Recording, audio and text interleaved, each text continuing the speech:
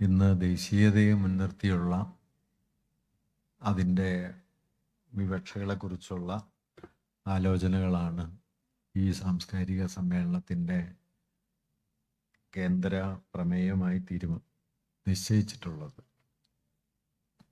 ഇവിടെ നേരത്തെ സൂചിപ്പിച്ചതുപോലെ എല്ലാ തരത്തിലുള്ള സംഘടനാ പ്രവർത്തനങ്ങളും അടിസ്ഥാനപരമായി അതിൻ്റെ സംഘടനാ രൂപത്തോടൊപ്പം തന്നെ അതിൻ്റെ രാഷ്ട്രീയമായ ഉള്ളടക്കത്തെയും ആ രാഷ്ട്രീയ ഉള്ളടക്കത്തിലുള്ള അടിയുറപ്പിനെയും വളരെ പ്രധാനമായി കാണേണ്ടതുണ്ട്.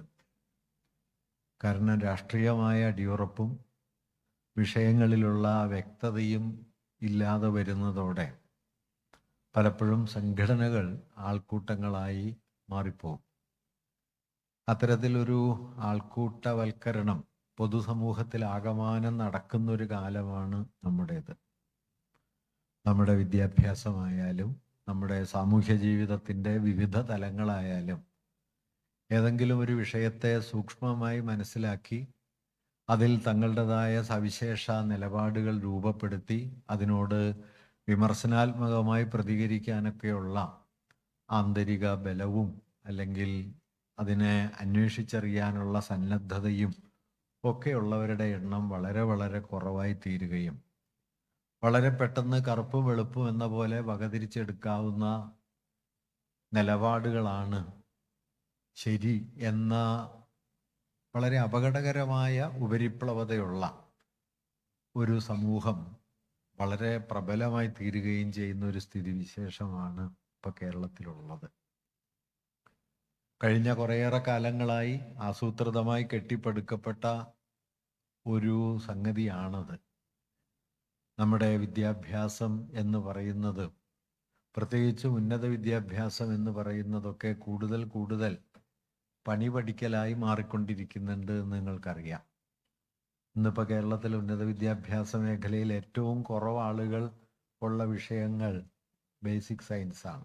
അടിസ്ഥാന ശാസ്ത്രം പഠിക്കാൻ ആരുമില്ല, അടിസ്ഥാന സാമൂഹിക ചിന്ത പഠിക്കാൻ ആരുമില്ല, ചരിത്രം പഠിക്കാൻ ആളുകൾ തൽപരരല്ല. മറിച്ച് 1-2 വർഷത്തെ പരിശീലനം കൊണ്ട് ഏതെങ്കിലും ഒരു തൊഴിലിലേക്ക് എത്തിച്ചേരുന്ന തരം കോഴ്സുകൾക്ക് വലിയ പ്രിയം വരികയും അതാണ് വിദ്യാഭ്യാസത്തിൻ്റെ ഒരേയൊരു ലക്ഷ്യം എന്ന നിലയിലേക്ക് പതുക്കെ മാറി വരികയും ചെയ്യുന്നത് നമുക്ക് കാണാൻ പറ്റും. ഇതൊട്ട് നിഷ്കളങ്കായ കാര്യമല്ല. കാരണം ആന്തരികമായ വിമർശന ശേഷി, ക്രിട്ടിക്കൽ തിങ്കിങ് എന്ന് നമ്മൾ പറയുന്ന ഒരു വിഷയത്തെ അതിൻ്റെ വ്യത്യസ്തങ്ങളായ വിധാനങ്ങളെ മുൻനിർത്തി നോക്കിക്കാണാനും വിശദീകരിക്കാനും അതിനോട് വിമർശനാത്മകമായൊരു സമീപനം രൂപപ്പെടുത്താനും കെൽപ്പുള്ള ഒരു സമൂഹം ഇല്ലെങ്കിൽ അത് ഫാഷിസത്തിന് വളരെ വളരെ അനുകൂലമായൊരു കാര്യമാണ്. ഫാഷിസം ഒരിക്കലും ഒരു വിമർശനാത്മക സമൂഹത്തെ അല്ല ലക്ഷ്യം വയ്ക്കുന്നത്, മറിച്ച് ഒരാൾക്കൂട്ടത്തെയാണ്. ആൾക്കൂട്ടത്തിൻ്റെ അടിസ്ഥാന സ്വഭാവം എന്താണെന്ന് വെച്ച് കഴിഞ്ഞാൽ അത് പലപ്പോഴും സംഘടിതമായിരിക്കും. പക്ഷെ ആ സംഘടിതമായ നിൽപ്പിൻ്റെ പിന്നാമ്പുറത്ത് തങ്ങളുടേതായ ഒരു സവിശേഷ വീക്ഷണമോ പ്രത്യയശാസ്ത്രപരമായ വ്യക്തതയോ രാഷ്ട്രീയമായ സൂക്ഷ്മതയോ ഒന്നും ഉണ്ടാവില്ല. അതുകൊണ്ട് സംഘടനാ പ്രവർത്തനത്തെ സംബന്ധിച്ച് രാഷ്ട്രീയമായ വ്യക്തതയും പ്രത്യയശാസ്ത്രപരമായ കൃത്യതയും ഉണ്ടാവുക എന്നുള്ളത് ഒരുപക്ഷെ നമ്മുടെ കാലത്തെ ഏറ്റവും പ്രധാനപ്പെട്ട ഒരു ദൗത്യമാണ്. അതില്ലാത്ത ഒരു സമൂഹം ചുറ്റുപാടും ആകമാനം വളർന്നു വരുന്നു എന്ന സന്ദർഭത്തിൽ ഇത് കുറെ കൂടി പ്രധാനവുമാണ്. അപ്പം അങ്ങനെ ഒരു പശ്ചാത്തലം നിലനിൽക്കെ ഒരുപക്ഷെ നമ്മുടെ കാലത്തെയും ഇന്ത്യയുടെ സാമൂഹ്യ രാഷ്ട്രീയ അവസ്ഥയെയും സംബന്ധിച്ച ഏറ്റവും പ്രധാനപ്പെട്ട ഒരു പ്രമേയത്തെ മുൻനിർത്തിയുള്ള ഈ ആലോചന വളരെ സംഗതമായ ഒന്നാണ് എന്ന് പറയാൻ ഞാൻ ആഗ്രഹിക്കുന്നു. ദേശീയത എന്നത് ഇന്ന് ഇന്ത്യയിലെ ഹിന്ദുത്വ വർഗീയതയുടെ ഫാഷിസ്റ്റ് ഭരണ സംവിധാനത്തിൻ്റെ ഒരു അടിസ്ഥാന ആശയമായി മാറിക്കഴിഞ്ഞിട്ടുണ്ട്. ഒരുപക്ഷെ ലോകമെമ്പാടും ഫാഷിസ്റ്റുകൾ ഏറ്റവും കൂടുതൽ ഉപയോഗപ്പെടുത്തിയ ആശയങ്ങളിലൊന്ന് ദേശീയത എന്നതാണ്. ദേശീയത ഒരേ സമയം ഒരു പ്രതിരോധപരമായ സ്വഭാവമുള്ള, വളരെ വിമോചകമായ സ്വഭാവമുള്ള ഒരു ആശയമായി പ്രവർത്തിക്കാം. തിരിച്ച് വളരെ വിധ്വംസകമായ വിനാശകരമായ ഫാസിസത്തിലേക്ക് ചുവടുവെക്കാൻ ഒരു പ്രയാസവുമില്ലാത്ത അപകടകരമായ ആശയമായിട്ടും ദേശീയത പ്രവർത്തിക്കാം. ഈ രണ്ട് തരത്തിലും ദേശീയത പ്രവർത്തിച്ചതിന് 20-ാം നൂറ്റാണ്ട് എത്രയെങ്കിലും ഉദാഹരണങ്ങൾ നമുക്ക് മുമ്പിൽ അവതരിപ്പിച്ചിട്ടുമുണ്ട്.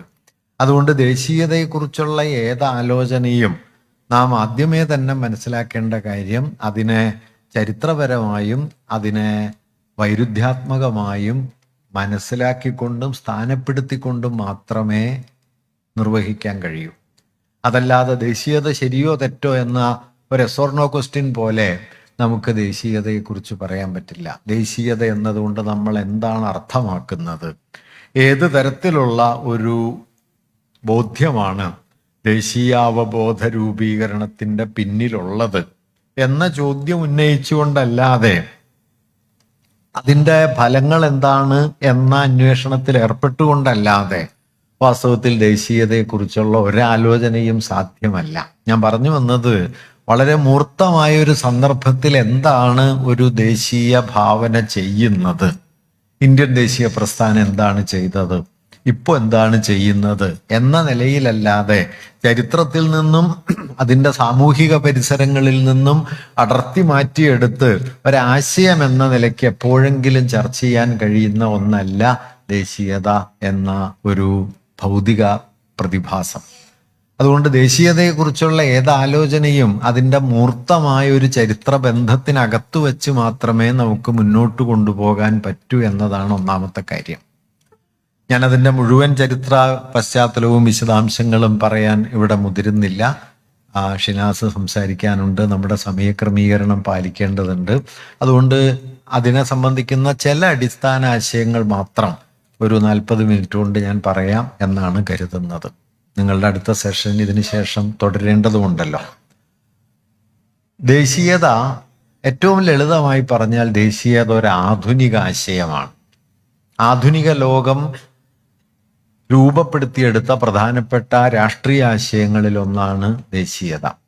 ഞാനിതിങ്ങനെ പറയാൻ പ്രധാനപ്പെട്ട ഒരു കാരണം, ഇതിങ്ങനെയല്ല എന്ന് കരുതുന്ന വലിയൊരു രാഷ്ട്രീയ നിലപാട് ഇന്ത്യയിലുണ്ട്. ദേശീയത ചിരപുരാതനമായ ഒന്നാണെന്നും സഹസ്രാബ്ദങ്ങളായി നിലനിന്നു പോരുന്ന മൂല്യങ്ങളും അല്ലെങ്കിൽ വിശ്വാസ വ്യവസ്ഥകളും സാംസ്കാരിക സങ്കല്പങ്ങളും ഒക്കെ ചേർന്നതാണ് ദേശീയത എന്നൊക്കെയുള്ള വാദം ഇപ്പൊ ധാരാളമായിട്ട് ഉയർന്നു വരുന്നുണ്ട്. ഹിന്ദുത്വത്തിന്റെ അടിസ്ഥാന യുക്തി തന്നെ അത്തരത്തിലൊന്നാണ്. അതുകൊണ്ട് ദേശീയത എന്ന് പറയുന്നത് ഏറ്റവും ആധുനികമായ ഒരു രാഷ്ട്രീയ ആശയമാണ് എന്ന് നമ്മൾ ആദ്യമേ ഉറപ്പിക്കേണ്ടതുണ്ട്. അല്ലെങ്കിൽ ദേശീയതയുടെ വിശദീകരണത്തിൽ ദേശീയതയെക്കുറിച്ചുള്ള കാഴ്ചപ്പാടുകളിൽ ആധുനികതയ്ക്ക് മുമ്പുള്ള പൗരാണികമായ താല്പര്യങ്ങളും കാഴ്ചപ്പാടുകളൊക്കെ ഉപയോഗപ്പെടുത്താം, പാരമ്പര്യം ഉപയോഗപ്പെടുത്താം, അതൊക്കെ ഉണ്ടായി എന്ന് വരും. പക്ഷെ അതുണ്ടായി വരുന്നത് ആധുനികമായ ഒരു സന്ദർഭത്തിലാണ്. ഏറ്റവും ലളിതമായി പറഞ്ഞു കഴിഞ്ഞാൽ മധ്യകാല നാടുവാഴ്ത്തത്തിൻ്റെയും രാജാധികാരത്തിൻ്റെയും കെട്ടുപൊട്ടി ആധുനികമായ ഒരു ജനാധിപത്യ സംവിധാനം നിലവിൽ വരുന്ന സമയത്ത് ഒരു സമൂഹം തങ്ങളെ തന്നെ നിർവചിക്കാൻ ഉണ്ടാക്കിയെടുക്കുന്ന സങ്കല്പനപരമായ ഒരു ആശയവ്യവസ്ഥയാണ് ദേശീയത എന്ന് പറയുന്നത്. ഞാനത് മനസ്സിലാകാൻ എളുപ്പമുള്ളൊരു ഉദാഹരണം പറഞ്ഞാൽ, ഇപ്പൊ തിരുവിതാംകൂർ എന്ന് പറയുന്ന രാജ്യം ഏതാണ് എന്ന ചോദ്യം ഉന്നയിക്കുകയാണെങ്കിൽ അതിന് വളരെ എളുപ്പമുള്ള ഉത്തരവുണ്ട്. രാജാവ് ഭരിക്കുന്നതാണ് രാജ്യം. മാർത്താണ്ഡവർമ്മ ഭരിച്ചിരുന്ന പ്രദേശങ്ങളെല്ലാം തിരുവിതാംകൂറാണ് എന്ന് പറഞ്ഞാൽ അതിൽ തെറ്റൊന്നുമില്ല. ശക്തതമ്പുരാൻ ഭരിച്ചിരുന്നതെല്ലാം കൊച്ചിയാണ് എന്ന് പറഞ്ഞാൽ തെറ്റൊന്നുമില്ല. അല്ലെങ്കിൽ നെപ്പോളിയൻ ഭരിച്ചിരുന്നത് ഫ്രാൻസ് ആണ് എന്ന് പറഞ്ഞാൽ തെറ്റൊന്നുമില്ല. അവിടെ എന്താ പ്രശ്നം എന്താന്ന് വെച്ച് കഴിഞ്ഞാൽ രാജാവിനെ കൊണ്ട് നിർവചിക്കാവുന്നതാണ് രാജ്യം. രാജാവാണ് രാജ്യത്തിൻ്റെ വിധാതാവ്. ഈ ഒരു സ്ഥിതി മാറുകയും റിപ്പബ്ലിക്കൻ ഭരണ സംവിധാനങ്ങൾ വരികയും ജനാധിപത്യം എന്നത് ഒരടിസ്ഥാന രാഷ്ട്രീയ സങ്കല്പമായി മാറുകയും ചെയ്യുമ്പോൾ ഭരണാധികാരിയെ കൊണ്ട് നിർവചിക്കാവുന്നതല്ല രാജ്യം എന്ന് വരും. ഇപ്പോൾ ഞാൻ ഈ പറഞ്ഞ തിരുവിതാംകൂറിനെ കുറിച്ച് പറഞ്ഞ യുക്തി കേരളത്തെക്കുറിച്ച് പറയാൻ പറ്റില്ല. കേരളം എന്താണ് കേരളം എന്ന് ചോദിച്ചാൽ EMS ഭരിച്ചതാണ് കേരളം എന്നോ പിണറായി വിജയൻ ഭരിക്കുന്നതാണ് കേരളം എന്നോ പറയാൻ പറ്റില്ല. മറിച്ച് കേരളത്തിന്റെ ആദ്യത്തെ മുഖ്യമന്ത്രിയാണ് EMS എന്നോ കേരളത്തിന്റെ ഇപ്പോഴത്തെ മുഖ്യമന്ത്രിയാണ് പിണറായി വിജയൻ എന്നോ അല്ലാതെ രാജാവിനെ കൊണ്ട് രാജ്യത്തെ നിർവചിച്ചതുപോലെ ഒരാധുനിക ഘട്ടത്തിൽ ഭരണാധികാരിയെ കൊണ്ട് രാഷ്ട്രത്തെ നിർവചിക്കാൻ പറ്റില്ല. അങ്ങനെ വരുമ്പോൾ ഈ രാഷ്ട്രത്തെ നിർവചിക്കാൻ എന്താണ് കേരളം, അല്ലെങ്കിൽ എന്താണ് ഭാരതം, എന്താണ് ഗ്രീസ്, എന്താണ് ഫ്രാൻസ് എന്ന ചോദ്യം ഉയർന്നു വരുന്ന സമയത്ത് പഴയതിൽ നിന്ന് വ്യത്യസ്തമായ ഒരു നിർവചനം അതിന് ആവശ്യമായി വരുന്നു. ആ നിർവചനമാകട്ടെ ആ രാജ്യത്തെ ജനങ്ങൾക്ക് സാർവത്രികമായി ബാധകമായ ഏതെങ്കിലും ആഭ്യന്തര തത്വമായിരിക്കും. മിക്കവാറും ലോകത്ത് ആ ആഭ്യന്തര തത്വം എന്ന നിലയിൽ ഉയർന്നു വന്നത് ഭാഷയാണ്. ഇപ്പൊ കേരളത്തെക്കുറിച്ചുള്ള EMSന്റെ ഏറ്റവും പ്രധാനപ്പെട്ട ഗ്രന്ഥത്തിന്റെ പേര് നിങ്ങൾക്കറിയുമല്ലോ, കേരളം മലയാളികളുടെ മാതൃഭൂമി എന്നാണ്. ഭാഷാദേശീയത. ഒരു ഭാഷ സംസാരിക്കുന്നവരൊക്കെ ഒരു ദേശത്തിൽപ്പെട്ടവരാണ്, ഒരു ദേശീയ ഭാവന പങ്കുവയ്ക്കുന്നവരാണ്. ഭാഷയെ മുൻനിർത്തിയും ചിലയിടങ്ങളിൽ മതത്തെ മുൻനിർത്തിയും ഇതൊന്നും പ്രവർത്തനക്ഷമമല്ലാത്ത പ്രദേശങ്ങളിൽ സാംസ്കാരിക പാരമ്പര്യം എന്നതിനെ മുൻനിർത്തിയുമൊക്കെ ദേശീയത എന്ന സങ്കല്പം 19ഉം 20ഉം നൂറ്റാണ്ടുകളിലായിട്ട് ഉയർന്നു വരികയും ജനാധികാരം എന്നതിൻ്റെ ഒരു ഭരണകൂടപരമായ ഒരു ആവിഷ്കാരം എന്ന നിലയിൽ ദേശീയതയ്ക്ക് ആധുനികതയിൽ വളരെ പ്രധാനപ്പെട്ട ഒരു സ്ഥാനം കൈവരികയും ചെയ്തു. അതുകൊണ്ട് ദേശീയതാ സങ്കല്പം എന്ന് പറയുന്നത് രാജാധികാരത്തിനും മധ്യകാല നാടുവാഴുത്തത്തിനും അതിൻ്റെ ഭരണ സംവിധാനങ്ങൾക്കും മുകളിൽ ഉയർന്നു വരുന്ന ആധുനികമായ ഒരു ഭരണകൂട ഭാവനയുടെ, ജനാധിപത്യ ഭാവനയുടെ പ്രധാനപ്പെട്ട ഒരു രാഷ്ട്രീയ രൂപമാണ് ദേശീയത എന്നത്. ഞാനിതിങ്ങനെ പറഞ്ഞെന്താന്ന് വെച്ച് കഴിഞ്ഞാൽ പൗരാണികമായി സഹസ്രാബ്ദങ്ങളായി മാറ്റമില്ലാതെ നിലനിൽക്കുന്ന എന്തോ ഒന്നാണ്, മൂല്യങ്ങളാണ്, വിശ്വാസ വ്യവസ്ഥകളാണ് ദേശീയതയുടെ അടിസ്ഥാനം എന്ന് പറയുന്നതൊന്നും വസ്തുതാപരമേ അല്ല എന്ന് സൂചിപ്പിക്കാൻ വേണ്ടിയിട്ടാണ്. ഇങ്ങനെ ദേശീയതാ സങ്കല്പങ്ങൾ 18-19 നൂറ്റാണ്ടോടുകൂടെ അത് രൂപപ്പെട്ടു തുടങ്ങുന്നുണ്ട്. 19-20 നൂറ്റാണ്ടുകളിലായിട്ട് അത് വളരെ പ്രബലമാവുകയും ചെയ്യുന്നുണ്ട്.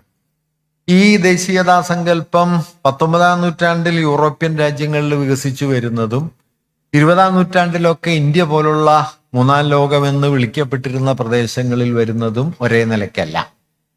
യൂറോപ്പിലെ ദേശീയതാ സങ്കല്പത്തിന് ഞാൻ നേരത്തെ പറഞ്ഞ പോലെ ഭാഷാപരമോ അല്ലെങ്കിൽ മതപരമോ സാംസ്കാരികമോ ഒക്കെയായ ഒരാഭ്യന്തര നിർവചന യുക്തിയാണ് ഉണ്ടായിരുന്നത് എങ്കിൽ ഇന്ത്യ അടക്കമുള്ള പ്രദേശങ്ങളിൽ ദേശീയതാ സങ്കല്പത്തിന് ഈ ആഭ്യന്തര നിർവചന യുക്തിയേക്കാൾ സാമ്രാജ്യവിരുദ്ധമായ സമരം എന്നതാണ് അടിസ്ഥാനമായത്. ഇപ്പൊ മുഴുവൻ ഇന്ത്യക്കാരെയും കൂട്ടിയിണക്കുന്ന എന്ത് ഘടകമാണുള്ളത് എന്ന് ചോദിച്ചാൽ വാസ്തവത്തിൽ ഒരു ഘടകവും ഇല്ല.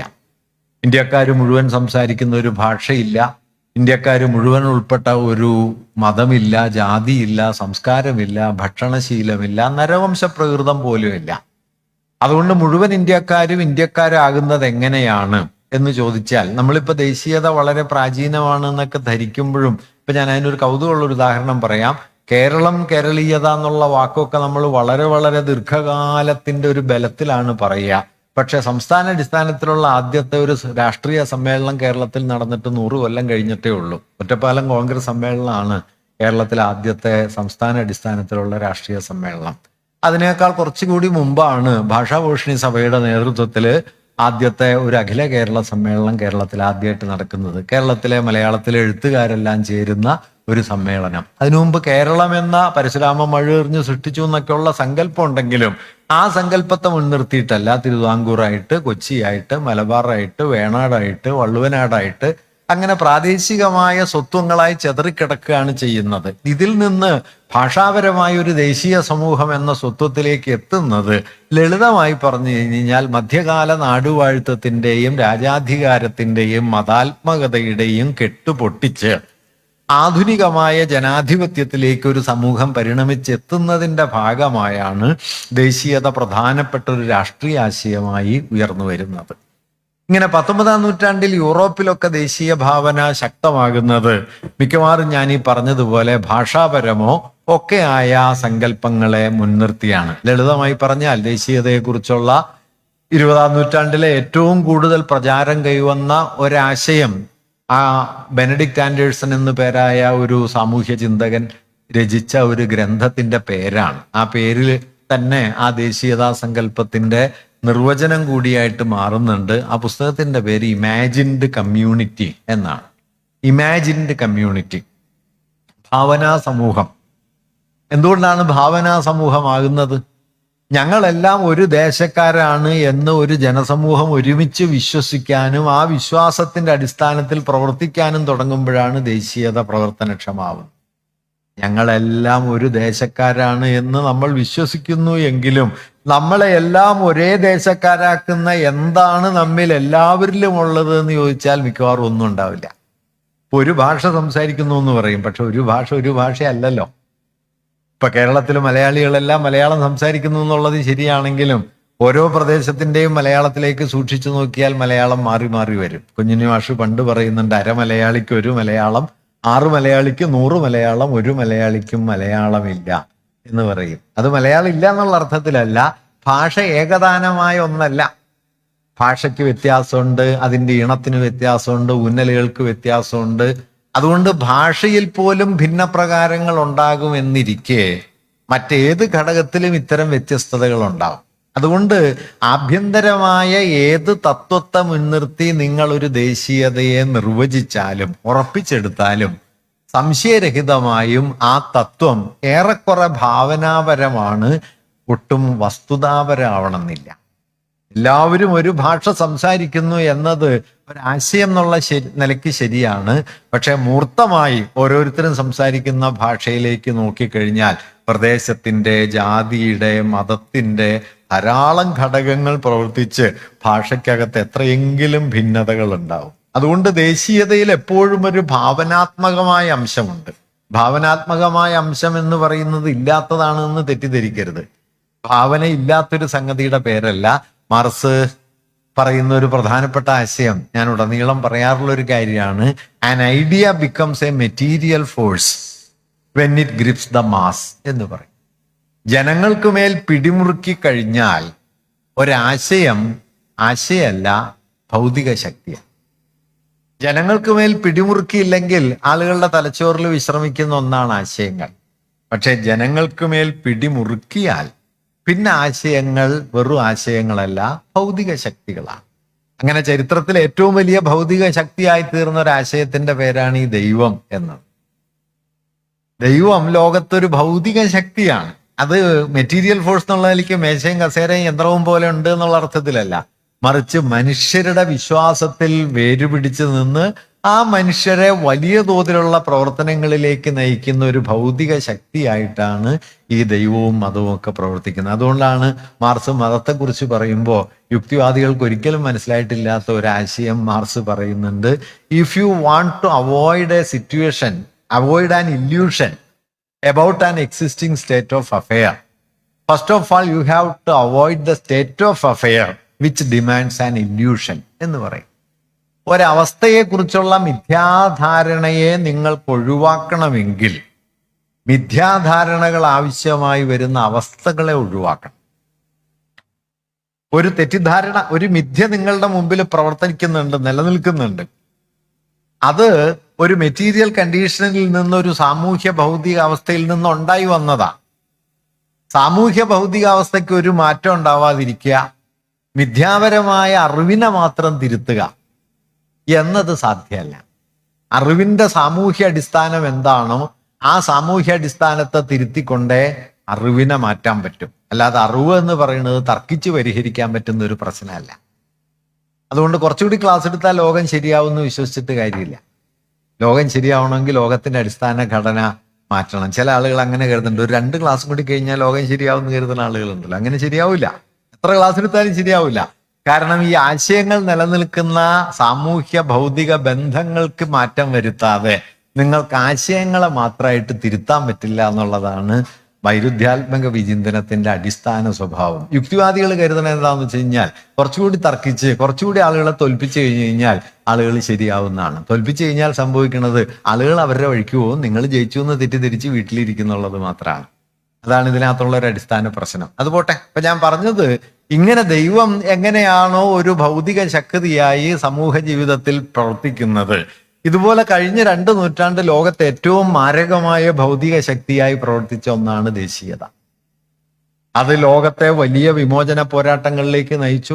സാമ്രാജ്യാധികാരത്തിനെതിരായി 20-ാം നൂറ്റാണ്ടിൽ ഉയർന്നു വന്ന വലിയ വിമോചന പോരാട്ടങ്ങൾ ഇന്ത്യയിലെ, ലാറ്റിൻ അമേരിക്കയിലെ, ആഫ്രിക്കൻ രാജ്യങ്ങളിലെ ഒക്കെ സ്വാതന്ത്ര്യത്തിന് വേണ്ടിയുള്ള വലിയ സമരങ്ങൾ ഉയർന്നു വന്നത് ദേശീയ ബോധത്തിന്റെ അടിസ്ഥാനത്തിലാണ്. ഒരുപക്ഷെ 20-ാം നൂറ്റാണ്ടിലെ ഏറ്റവും വിമോചകമായ, ഏറ്റവും എമാൻസിപ്പേറ്ററി ആയ, ആളുകളെ സ്വാതന്ത്ര്യത്തിലേക്കും വിപ്ലവപരമായ സാമൂഹ്യ പരിവർത്തനത്തിലേക്കും ഒക്കെ പ്രചോദിപ്പിച്ച ഏറ്റവും ശക്തിമത്തായ ആശയമായിരുന്നു 20-ാം നൂറ്റാണ്ടിലെ ദേശീയത എന്ന്. പക്ഷെ ഇതേ ദേശീയത തന്നെയാണ് 1-ാം ലോക യുദ്ധത്തിലേക്കും 2-ാം ലോക യുദ്ധത്തിലേക്കും ഫാഷിസത്തിലേക്കും ഇന്ന് ഇന്ത്യയിലടക്കം നേരിടുന്ന അതിതീവ്രമായ ഫാഷിസ്റ്റ് വൽക്കരണത്തിലേക്കും ഒക്കെ നീങ്ങുന്നതിൻ്റെ അടിസ്ഥാനമായതും ഇതേ ദേശീയത. അതുകൊണ്ട് എന്താണിത്? എങ്ങനെയാണ് ഒരു ജനത, ഞങ്ങൾ ഒരു സമൂഹമാണ് എന്ന് ഭാവന ചെയ്യുന്നത്? ഇന്ത്യയിൽ അതെങ്ങനെയാണ് അരങ്ങേറിയത്? ഈ രണ്ട് കാര്യങ്ങളാണ് നാം ഇതിനെ മനസ്സിലാക്കാൻ ശ്രമിക്കുമ്പോൾ പ്രധാനമായി തിരിച്ചറിയേണ്ടത്. അതിലൊന്നാമത്തെ കാര്യം, ഇന്ത്യയിലെ ദേശീയ പ്രസ്ഥാനത്തിന്റെ ചരിത്രം നോക്കിയാൽ ഈ ഇന്ത്യൻ ദേശീയ പ്രസ്ഥാനത്തിന്റെ ചരിത്രത്തിന് ഒറ്റ വഴിയല്ല ഉള്ളത്. ഒരൊറ്റ വഴിയിലൂടെ ഇങ്ങനെ ഏകമുഖമായി സഞ്ചരിച്ച് സ്വാതന്ത്ര്യത്തിലേക്കും ആധുനിക ഭരണകൂടത്തിലേക്കും എത്തിച്ചേർന്ന ഒരു പ്രക്രിയയല്ല ഇന്ത്യൻ ജനാധിപത്യം, ഇന്ത്യൻ ദേശീയത. മറിച്ച് പല പടവുകൾ പിന്നിട്ട് പലതരത്തിലുള്ള രൂപാന്തരണങ്ങൾക്ക് വിധേയമായിട്ടാണ് നമ്മുടെ ദേശീയ പ്രസ്ഥാനം, ദേശീയതാ സങ്കല്പവും വികസിച്ചു വന്നത്.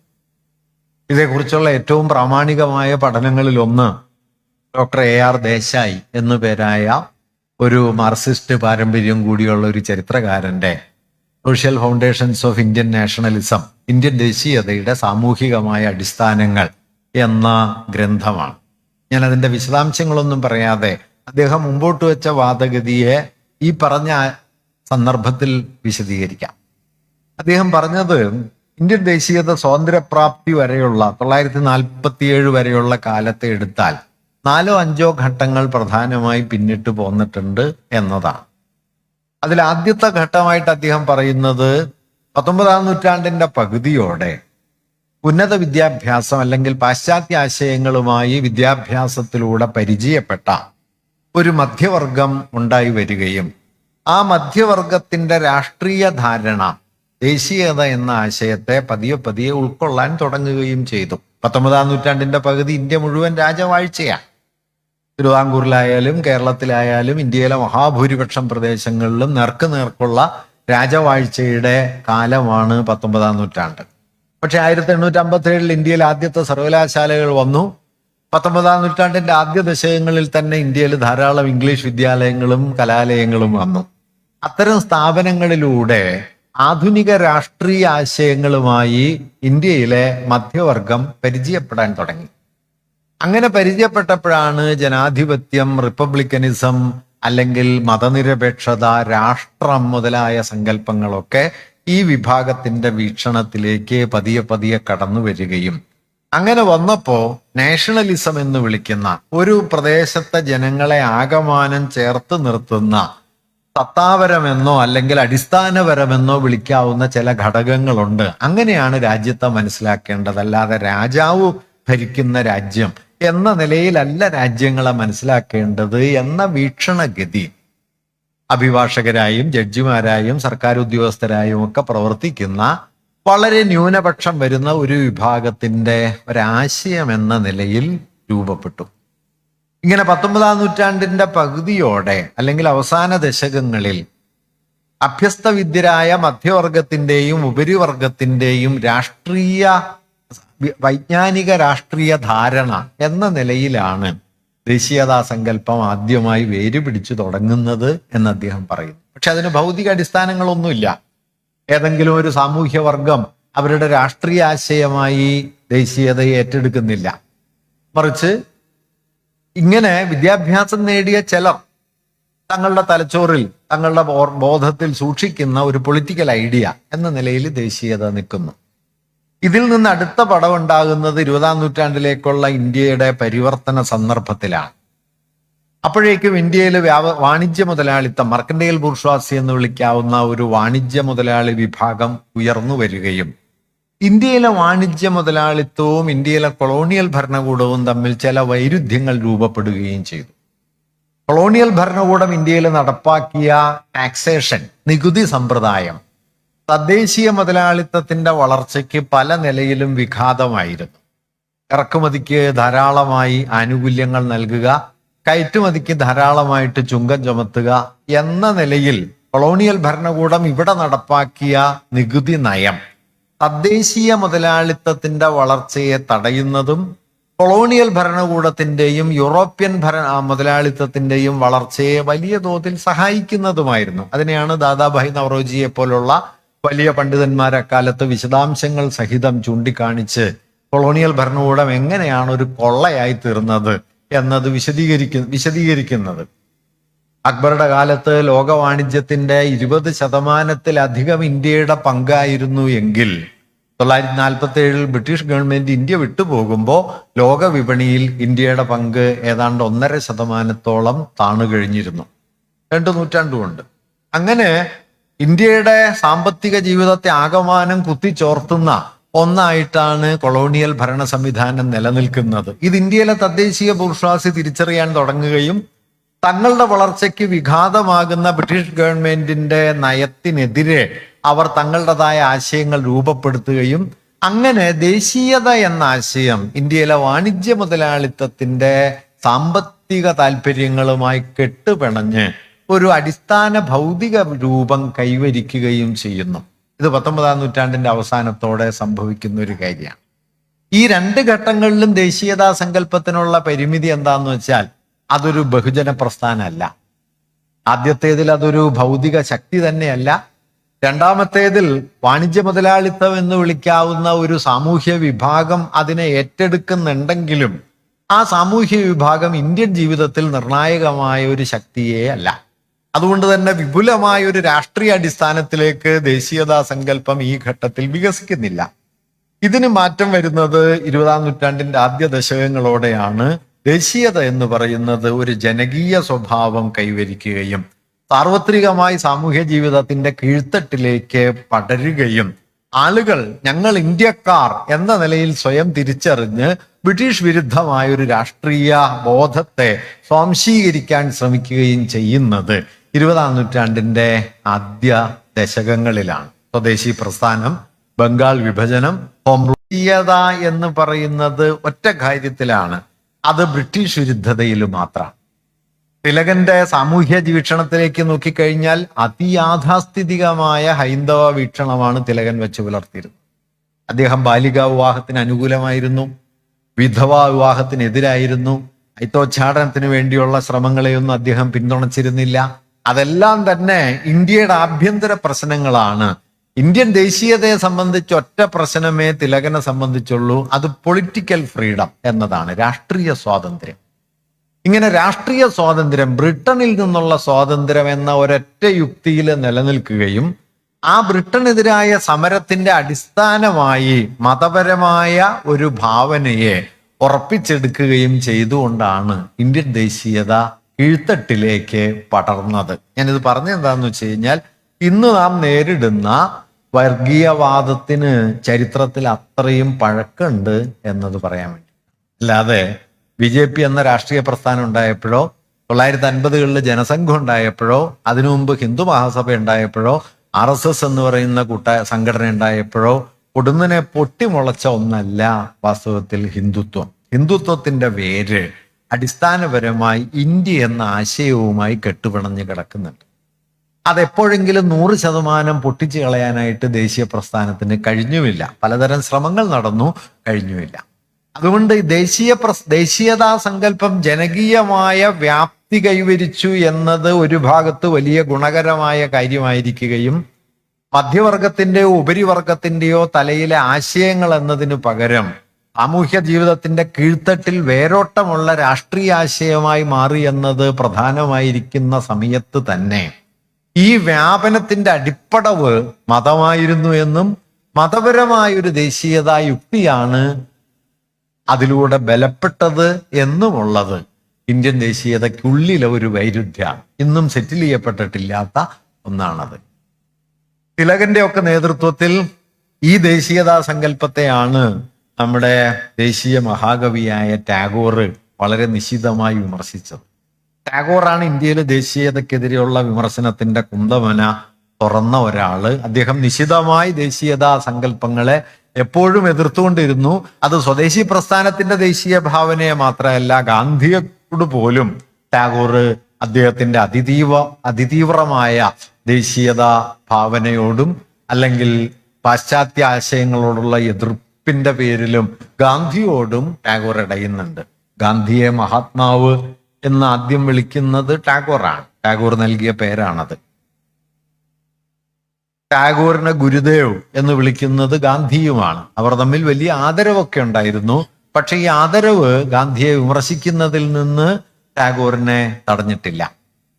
അപ്പോ ഞാൻ പറഞ്ഞു വന്നത് എന്താന്ന് വെച്ച് കഴിഞ്ഞാൽ, ഇങ്ങനെ ദേശീയത എന്ന ആശയം വ്യാപിച്ചു വന്നെങ്കിലും അതിനുള്ളിൽ മതപരമായ ഒരു ഉള്ളടക്കം ഉണ്ടായി വന്നു എന്നതാണ് ഇന്ത്യൻ ദേശീയതയുടെ അകമയുള്ള വലിയൊരു പിളർപ്പ്. ഈ പിളർപ്പിനെ മറികടക്കാനുള്ള ഇന്ത്യൻ ദേശീയ പ്രസ്ഥാനത്തിന്റെ ചരിത്രത്തിലെ ഏറ്റവും നിർണായകമായ ശ്രമം അരങ്ങേറുന്നത് ഏതാണ്ട് 1920-കൾ മുതൽ കാൽനൂറ്റാണ്ട് കാലാണ്. 45 വരെയുള്ള കാൽനൂറ്റാണ്ട് കാലം എന്ന് പറയാം. ഈ കാൽനൂറ്റാണ്ട് കാലത്തിൽ ദേശീയതാ സങ്കല്പത്തിലുണ്ടായ സുപ്രധാനമായ പരിവർത്തനം എന്തെന്ന് വെച്ചാൽ, മതാത്മകമായ ദേശീയതാ സങ്കല്പത്തിന് പകരം മതനിരപേക്ഷം എന്ന് വിളിക്കാവുന്ന ഒരു ദേശീയ ഭാവന രൂപപ്പെട്ടു വന്നു. ഇത്തരം ഒരു ദേശീയ ഭാവനയുടെ കേന്ദ്രമായിരുന്നു എന്നതാണ് ഗാന്ധിയുടെ മർമ്മസ്പർശിയായ പ്രാധാന്യം.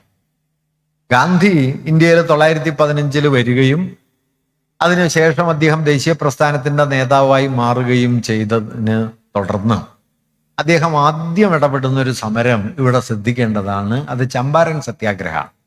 ബീഹാറിലെ ചമ്പാരൻ എന്ന സ്ഥലത്ത് അവിടുത്തെ നിലം കർഷകരുടെ സമരത്തിൽ ഗാന്ധി ഇടപെടുന്നുണ്ട്.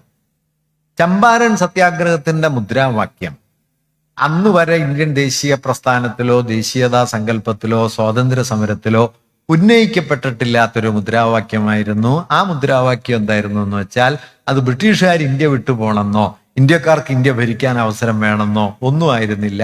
മറിച്ച് ആ മുദ്രാവാക്യം കർഷകർക്ക് അവരുടെ വിളവിന് വില കിട്ടണം എന്നത്. ഇത് പുതിയൊരു മാറ്റാണ്. ആരുടേതാണ് ഇന്ത്യ എന്ന ചോദ്യത്തിന് ഝാൻസി റാണിയുടേത്, താന്തിയ തോപ്പിയുടേത്, പഴശ്ശിരാജാവിൻ്റെത്, വേലുത്തമ്പി ദളവയുടേത് എന്നെല്ലാമുള്ള ഉത്തരങ്ങൾക്ക് പകരം കർഷകരുടേത്, ഗ്രാമീണരുടേത്, തൊഴിലാളികളുടേത് എന്ന നിലയിലുള്ള പുതിയ ഉത്തരം രൂപപ്പെട്ടു വരുന്നതിൻ്റെ ആദ്യത്തെ പടവാണ്. ലളിതമായിട്ട് പറഞ്ഞാൽ, സ്വാതന്ത്ര്യത്തിന് വേണ്ടിയുള്ള രാഷ്ട്രീയ പ്രക്രിയയുടെ കേന്ദ്രത്തിലേക്ക് മധ്യകാല നാടുവാഴ്ത്തത്തിൻ്റെയും രാജാധികാരത്തിൻ്റെയും അവശിഷ്ടാധികാരങ്ങൾക്ക് വേണ്ടിയുള്ള വാദങ്ങൾക്ക് പകരം ജനങ്ങളുടെ അടിസ്ഥാന ആവശ്യങ്ങൾ ഉയർന്നു വരാൻ തുടങ്ങി. ജനങ്ങൾ, പലതരത്തിലുള്ള ജനവിഭാഗങ്ങൾ, കർഷകർ, തൊഴിലാളികൾ, യുവാക്കൾ, സ്ത്രീകൾ, ഇങ്ങനെയൊക്കെയുള്ള നാനാതരത്തിലുള്ള പുതിയ സാമൂഹ്യ വിഭാഗങ്ങൾ ഉയർന്നു വരികയും പൊളിറ്റിക്കൽ ഏജൻസിയുടെ മണ്ഡലത്തിൽ വലിയൊരു മാറ്റം വരികയും ചെയ്തു. രാഷ്ട്രീയ നിർവാഹകത്വം, ദേശീയതാ സങ്കല്പത്തിന്റെ, സ്വാതന്ത്ര്യ പ്രക്ഷോഭത്തിന്റെ പിന്നിലെ ചാലക ശക്തി, നിർവാഹകത്വം, അത് മധ്യകാല നാടുവാഴ്ത്തത്തിന്റെ അവശിഷ്ടാധികാരങ്ങളിൽ നിന്ന് പുറത്തു കടക്കുകയും ജനാധികാരത്തിലേക്ക് എത്തിച്ചേരുകയും ചെയ്തു. ഞാൻ ഇതിൽ മനസ്സിലാവാൻ ലളിതമായ ഒരു ഉദാഹരണം കൂടി പറയാം. ഇപ്പൊ കേരളത്തിന്റെ സ്വാതന്ത്ര്യ സമര ചരിത്രത്തിലെ വലിയ പേരാണ് പഴശ്ശിരാജാവ്. നമുക്കൊക്കെ അറിയാം. പഴശ്ശി ഏതാണ്ട് ഒരു 10 പതിറ്റാണ്ട് കാലം ബ്രിട്ടീഷുകാരെ ഭീമാകാരമായ തോതിൽ വെല്ലുവിളിക്കുകയും അവർ ഇന്ത്യയിൽ നേരിട്ട ഏറ്റവും വലിയ എതിർപ്പുകളിലൊന്ന്, കീഴടക്കാൻ പറ്റാത്ത എതിർപ്പുകളിലൊന്ന് പഴശ്ശി രൂപപ്പെടുത്തുകയും ചെയ്തു. ഒരു 10 പതിറ്റാണ്ട് കാലം. എന്തായിരുന്നു പഴശ്ശിയുടെ പ്രശ്നം? പഴശ്ശി ബ്രിട്ടീഷുകാരെ എതിർത്തതിന്റെ കാരണം എന്താ? നിങ്ങൾ ശ്രദ്ധിച്ചിട്ടുണ്ടോ എന്ന് അറിഞ്ഞൂടാ. കമ്പനിയും ടിപ്പു സുൽത്താനും തമ്മിൽ വലിയ യുദ്ധം നടക്കുന്ന സമയത്ത് പഴശ്ശി രാജാവ് കമ്പനിയുടെ കൂടെയാണ് ടിപ്പുവിനെതിരെ. പിന്നീട് കമ്പനിയുമായി പഴശ്ശി തെറ്റുന്നത് എന്തിന്റെ പേരിലാണ്? മലബാർ കമ്പനി പിടിച്ചതിന്റെ പേരിലല്ല, അല്ലെങ്കിൽ ഇന്ത്യ ബ്രിട്ടീഷുകാർ കീഴടക്കി എന്നതിന്റെ പേരിലൊന്നുമല്ല. പഴശ്ശിയുടെ പ്രശ്നം വളരെ ചെറിയൊരു പ്രശ്നമായിരുന്നു. കുറുമ്പനാട്ട് താലൂക്കിലും പരിസര പ്രദേശത്തും കരം പിരിക്കാനുള്ള അവകാശം തനിക്ക് തരാതെ അമ്മാവനെ ഏൽപ്പിച്ചു എന്നുള്ളതാണ് പഴശ്ശിയുടെ പ്രശ്നം. ഞാനിതൊരു കുറ്റമായിട്ടൊന്നും പറയല്ല കേട്ടോ, ആ കാലത്തെ ഒരു പ്രശ്നമാണ്. അദ്ദേഹത്തെക്കാൾ വിശ്വസ്തത അദ്ദേഹത്തിന്റെ അമ്മാവനായിരിക്കുന്ന കമ്പനിക്ക് തോന്നി. കമ്പനി അത് അദ്ദേഹത്തെ ഏൽപ്പിച്ചു. അതിലെ ചൊല്ലിയാണ് പഴശ്ശിയും കമ്പനിയും തമ്മിൽ തെറ്റുന്നത്. അതല്ലാതെ ബ്രിട്ടീഷ് അധികാരത്തിനെതിരെയല്ല. ഇത് ഝാൻസി റാണിയിലോ താന്തിയാത്തോപ്പിയിലോ അല്ലെങ്കിൽ ആദ്യത്തെ സ്വാതന്ത്ര്യ സമരം എന്ന് നമ്മൾ വിളിക്കുന്ന സമരങ്ങളിലോ കേറി കുറഞ്ഞ് ഈ പ്രശ്നം കാണാം. മധ്യകാല നാടുവാഴുത്തത്തിന്റെയും രാജാധികാരത്തിന്റെയും അവശിഷ്ടാവകാശങ്ങളെ സ്ഥാപിച്ചെടുക്കാനും സംരക്ഷിക്കാനും വേണ്ടിയുള്ള സമരങ്ങളാണ് ഇതിലൊക്കെ. മറിച്ച് 20കൾക്ക് ശേഷം ഉയർന്നു വരുന്ന സമരത്തിൽ ഇതല്ല. കർഷകർക്ക് വിളവിന് വില കിട്ടണം, തൊഴിലാളികൾക്ക് കൂലി കിട്ടണം, ഗ്രാമീണ ദാരിദ്ര്യം അവസാനിപ്പിക്കണം, ഇന്ത്യയിലെ ഉൽപ്പന്നങ്ങൾക്ക് ഇന്ത്യയിൽ വിപണി വേണം എന്നിങ്ങനെ ഇർഫാൻ ഹബീബിന്റെ ഭാഷയിൽ പറഞ്ഞാൽ അമൂർത്തമായ രാഷ്ട്രീയ മുദ്രാവാക്യങ്ങൾക്ക് പകരം ജനജീവിതവുമായി ബന്ധപ്പെട്ട മൂർത്തമായ ഭൗതിക പ്രശ്നങ്ങൾ സമരത്തിന്റെ കേന്ദ്രത്തിലേക്ക് ഉയർന്നു വന്നു. ആ വാക്യം ശ്രദ്ധിക്കേണ്ടതാണ്. അമൂർത്തമായ രാഷ്ട്രീയ മുദ്രാവാക്യങ്ങൾക്ക് പകരം മൂർത്തമായ ഭൗതിക പ്രശ്നങ്ങൾ ഉയർന്നു വരാൻ തുടങ്ങി. അത് കർഷകരുടെ പ്രശ്നമായി, ഗ്രാമീണരുടെ പ്രശ്നമായി, തൊഴിലാളികളുടെ പ്രശ്നമായി, യുവാക്കളുടെയും സ്ത്രീകളുടെയും ഒക്കെ പ്രശ്നമായി മാറി. ഇതിന്റെ പിന്നാലെ 20കൾക്ക് ശേഷം കേരളത്തിലും ഇന്ത്യയിലും ധാരാളം മുദ്രാവാക്യങ്ങൾക്ക് പകരം മൂർത്തമായ ഭൗതിക പ്രശ്നങ്ങൾ ഉയർന്നു വരാൻ തുടങ്ങി. അത് അവരാകെ പുതിയൊരു ദേശീയ ഇതാണ് 920കൾക്ക് ശേഷമുള്ള ദേശീയതാ സങ്കല്പത്തിലെ ഏറ്റവും പ്രധാനപ്പെട്ട സവിശേഷത. ഇവരെല്ലാം ഉയർന്നു വരുന്നത് താന്താങ്ങളുടെ സാമൂഹിക ആവശ്യങ്ങളെ മുൻനിർത്തിയിട്ടാണെങ്കിലും ഇവരെല്ലാം ആ ആവശ്യങ്ങൾക്ക് വേണ്ടി സമരം ചെയ്യുന്നത് ബ്രിട്ടീഷുകാരോട്. അങ്ങനെ ബ്രിട്ടീഷ് വിരുദ്ധമായി രൂപപ്പെട്ടു വരുന്ന ഒരു സമരൈക്യത്തിൽ നിന്ന് ഇന്ത്യൻ ജനത എന്ന് വിളിക്കുന്ന പുതിയൊരു ആശയം രൂപപ്പെടുക. ഇന്ത്യയിലെ ദേശീയ ഭാവനയുടെ രൂപപ്പെടലിലുള്ള ഏറ്റവും പ്രധാനപ്പെട്ട ഉള്ളടക്കം, സവിശേഷത എന്തെന്ന് വെച്ചാൽ അത് ആന്റി ഇമ്പീരിയൽ ആയിരുന്നു എന്നതാണ്. ബ്രിട്ടീഷ് വിരുദ്ധ മതനിരപേക്ഷമായ ജനാധിപത്യപരമായ ദേശീയത എന്ന ആശയമായി രൂപപ്പെടുകയും ചെയ്തത്. ഈ ഒരാശയം നിലവിൽ വന്നതുകൊണ്ടാണ്, അതിന്റെ കേന്ദ്രമായി നിലനിന്നത് കൊണ്ട് കൂടിയാണ് വാസ്തവത്തിൽ ഗാന്ധി രാഷ്ട്രപിതാവായി തീർന്നത്. ഗാന്ധിയുടെ രാഷ്ട്രപിതാവ് എന്ന പദവി യാദൃച്ഛികമായിട്ട് വരുന്നതല്ല. ഈ ഒരു പ്രോസസ് നമ്മുടെ ഭരണഘടനയുടെ 1ാമത്തെ ആർട്ടിക്കിൾ ശ്രദ്ധിച്ചാൽ നിങ്ങൾക്ക് കാണാൻ പറ്റും. ആ article India that is Bharat shall be A union of States എന്നാണ് പറയുക. ഇന്ത്യ അഥവാ ഭാരതം സംസ്ഥാനങ്ങളുടെ ഒരു യൂണിയനാണ് എന്ന് പറയുന്നു. എന്താണ് അതിന്റെ അർത്ഥം? ഇന്ത്യ ഏകമാനമായ ഒരു സമൂഹമല്ല. പല ഭാഷകൾ, പല ജീവിതക്രമങ്ങൾ, പല സംസ്കാരങ്ങൾ, പലതരത്തിലുള്ള സാമൂഹിക വളർച്ചാ രീതികൾ, ഇതെല്ലാമുള്ള വ്യത്യസ്ത സമൂഹങ്ങളുടെ ഒരു യൂണിയനാണ്. ഇന്ത്യൻ ഭരണഘടന നിലവിൽ വന്ന് തൊട്ട് പിന്നാലെ ഗോൾവൾക്കർ അതിനെതിരെ എഴുതിയ ലേഖനത്തിൽ ഈ 1ാമത്തെ ആർട്ടിക്കിളിനെ കുറിച്ച് പറയുന്നത് ഈ 1ാമത്തെ ആർട്ടിക്കിൾ വിഭജനത്തിന്റെ വിത്താണ് എന്നാണ്. വിഭജനത്തിന്റെ വിത്താണ്. കാരണം ഒരൊറ്റ സംസ്കാരം കൊണ്ടോ ഒരൊറ്റ അടിത്തറയിലോ കെട്ടിപ്പടുക്കപ്പെട്ട ഏകാത്മക രാഷ്ട്രമല്ല, യൂണിറ്ററി സ്റ്റേറ്റ് അല്ല, ഫെഡറൽ സ്റ്റേറ്റാണ്. ഫെഡറൽ ആണ് എന്ന് പറയുന്നതിന്റെ അർത്ഥം വ്യത്യാസങ്ങൾ ഉണ്ട് എന്നാണ്. ആ വ്യത്യാസങ്ങളെ ഇച്ഛാപൂർവം മറികടക്കുന്ന ഒരു ഐക്യബോധം ഇന്ത്യയിലുണ്ട്. ആ ഐക്യബോധത്തിന്റെ അടിസ്ഥാനം മതമല്ല, ആ ഐക്യബോധത്തിന്റെ അടിസ്ഥാനം ബ്രിട്ടീഷ് വിരുദ്ധത. ഇത് ഹിന്ദുത്വം അംഗീകരിക്കുന്ന കാഴ്ചപ്പാടല്ല. ഹിന്ദുത്വത്തെ സംബന്ധിച്ച് ഇന്ത്യയുടെ ദേശീയതാ സങ്കല്പത്തിന്റെ ആധാരം എന്ന് പറയുന്നത് ബ്രിട്ടീഷ് വിരുദ്ധതയല്ല, മറിച്ച് ഹിന്ദുത്വത്തെ സംബന്ധിച്ച് ഇന്ത്യൻ ദേശീയതയുടെ അടിസ്ഥാനം മതമാണ്. അത് ഹിന്ദു മതം, ബ്രാഹ്മണ്യം. ഈ ബ്രാഹ്മണ്യത്തിന്റെ മൂല്യങ്ങളാണ് വേദോപനിഷത്തുകളിൽ തെളിഞ്ഞു കാണുന്ന, ബ്രാഹ്മണങ്ങളിൽ ആചാരരൂപമാർജിച്ച ഒരു പാരമ്പര്യമാണ് ഇന്ത്യൻ ദേശീയതയുടെ അടിസ്ഥാനം. അതാണെങ്കിൽ സഹസ്രാബ്ദങ്ങളായി മാറ്റമില്ലാതെ തുടരുന്നു. അങ്ങനെ സഹസ്രാബ്ദങ്ങളായി മാറ്റമില്ലാതെ തുടരുന്ന ഔപനിഷദികമെന്നോ ബ്രാഹ്മണികമെന്നോ വിളിക്കാവുന്ന മൂല്യവ്യവസ്ഥയാണ് ഇന്ത്യൻ ദേശീയതയുടെ അടിസ്ഥാനം എന്ന് കരുതുന്നത് കൊണ്ടാണ് ആ മൂല്യവ്യവസ്ഥയെ വെല്ലുവിളിക്കുന്ന ശക്തികൾ എന്ന നിലയ്ക്ക് കമ്മ്യൂണിസ്റ്റുകാരെ, മുസ്ലിങ്ങളെ, ക്രിസ്ത്യാനികളെയൊക്കെ രാഷ്ട്രശത്രുക്കൾ എന്ന് വിചാരധാര പറയുന്നത്. അവരുടെ യുക്തിയിൽ അത് ശരിയാണ്. കാരണം അവരെ സംബന്ധിച്ച് രാഷ്ട്രത്തിന്റെ ആധാരം എന്ന് പറയുന്നത് ബ്രാഹ്മണ്യത്തിന്റെ മൂല്യവ്യവസ്ഥയാണ്. അവരെ സംബന്ധിച്ച് ദേശീയതയുടെ സ്ഥാപനം എന്ന് പറയുന്നത് ഈ ബ്രാഹ്മണ മൂല്യങ്ങളിൽ അധിഷ്ഠിതമായ ഒരു രാഷ്ട്രം ഉറപ്പിച്ചെടുക്കുക എന്നതാണ്. മറിച്ച് 1920-കൾ മുതലുള്ള ഇന്ത്യൻ ദേശീയ പ്രസ്ഥാനം ചെയ്തത് ഈ ബ്രാഹ്മണ്യത്തിന്റെയോ മതാത്മകതയുടെയോ യുക്തികൾക്ക് പുറത്തു കടന്ന് മതനിരപേക്ഷമായ ഒരു ജനാധിപത്യ ദേശീയത സ്ഥാപിച്ചെടുക്കുക. ആ ജനാധിപത്യ ദേശീയതയുടെ സ്ഥാപന യുക്തി ബ്രിട്ടീഷ് വിരുദ്ധ സമരമാണ്. മറിച്ച് ഹിന്ദുത്വത്തെ സംബന്ധിച്ച് ബ്രിട്ടനിൽ നിന്നുള്ള സ്വാതന്ത്ര്യമല്ല സ്വാതന്ത്ര്യം.